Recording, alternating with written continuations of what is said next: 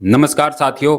महाराष्ट्र विधानसभा चुनावों में जो मुख्यमंत्री हैं एकनाथ शिंदे, उनके खिलाफ जो उद्धव ठाकरे का शिवसेना गुट है, उन्होंने किसे मैदान में उतारा है कि जो मुकाबला है वो रोचक हो चला है। दरअसल एक तरफा मुकाबले को रोचक बनाने वाला वो शख्स कौन है जो उद्धव ठाकरे शिवसेना गुट ने एकनाथ शिंदे के खिलाफ मैदान में उतारा है। मुख्यमंत्री एकनाथ शिंदे के किसी भी कार्यक्रम के मंच पर शिवसेना संस्थापक बाला साहब ठाकरे के साथ शिंदे के राजनीतिक गुरु धर्मवीर आनंद दिगे की तस्वीर जरूर दिखाई देती, लेकिन अब विधानसभा के चुनावों में देखा कि शिवसेना उद्धव गुट ने आनंद दिगे के भतीजे को ही, केदार दिगे को एकनाथ शिंदे के विरुद्ध खड़ा कर दिया है। इन दिनों थाने में जब कोई गुजरता है तो विशाल बैनर, पोस्टर और कटआउट दिवंगत शिवसेना संस्थापक बाला साहब ठाकरे, दिवंगत तेज राजनेता धर्मवीर आनंद दिगे की तस्वीरों के साथ लोगों का स्वागत होता है। आनंद दिगे जो बाला साहब ठाकरे के सबसे करीबियों में से एक थे और पालघर, ठाणे, रायगढ़ क्षेत्र में जो है उनका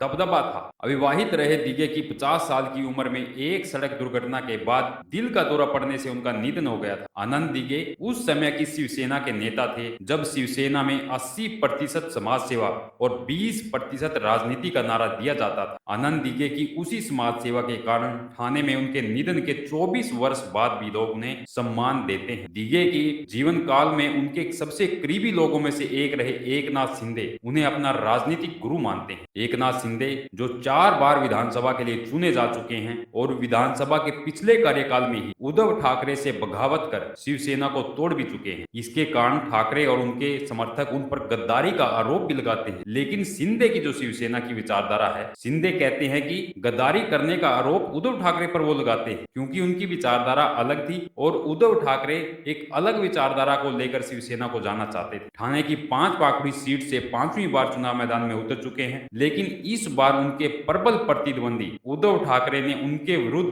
उनके ही गुरु आनंद दिगे के भतीजे केदार दिगे को उम्मीदवार बनाया है। इसलिए 5 पाखड़ी में लड़ाई दिलचस्प हो चली है। 5 पाखड़ी से केदार दिगे को उम्मीदवारी देकर जो उद्धव गुट की शिवसेना है उनके दिवंगत चाचा के नाम पर सहानुभूति जुटाने का प्रयास करेगी। इससे 5 पाखड़ियों के एक तरफा मुकाबले में कुछ रोचकता जरूर आएगी, लेकिन केदार दिगे थाने के लिए कोई जाना पहचाना चेहरा नहीं है। जबकि शिंदे पहले दिन से ही दावा करते आ रहे हैं कि वे दिगे की राजनीतिक विरासत की असली उत्तराधिकारी हैं। ठाणे जिले में मुख्यमंत्री शिंदे की लोकप्रियता भी अच्छी है। अपनी इसी लोकप्रियता के कारण पिछले लोकसभा चुनावों में ठाणे शहर की दोनों लोकसभा सीटें शिवसेना उद्धव गुट को हराकर शिवसेना के उनका जो गुट है वो दोनों उम्मीदवार जीते हैं। इनमें से शिंदे के पुत्र ही हैं डॉक्टर श्रीकांत शिंदे, वो जीते हैं और दूसरे नरेश महस्के। और इस बार भी स्वयं शिंदे की 5 पाखड़ी सीट के साथ साथ ठाणे की बाकी सीटों पर भी शिंदे का प्रभाव दिखाई देता जा रहा है और उम्मीद की जा रहा है कि जो ठाणे की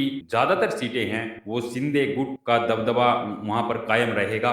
तो आने वाला देखना होगा कि महाराष्ट्र के चुनाव किस तरफ जाते हैं। आप इस बारे में क्या सोचते हैं, महाराष्ट्र में क्या स्थिति रहने वाली है? आप अपनी राय दे सकते हैं, कमेंट करें और आगे से हमारे साथ जुड़ने के लिए चैनल को सब्सक्राइब कर लें। धन्यवाद। जय हिंद साथियों।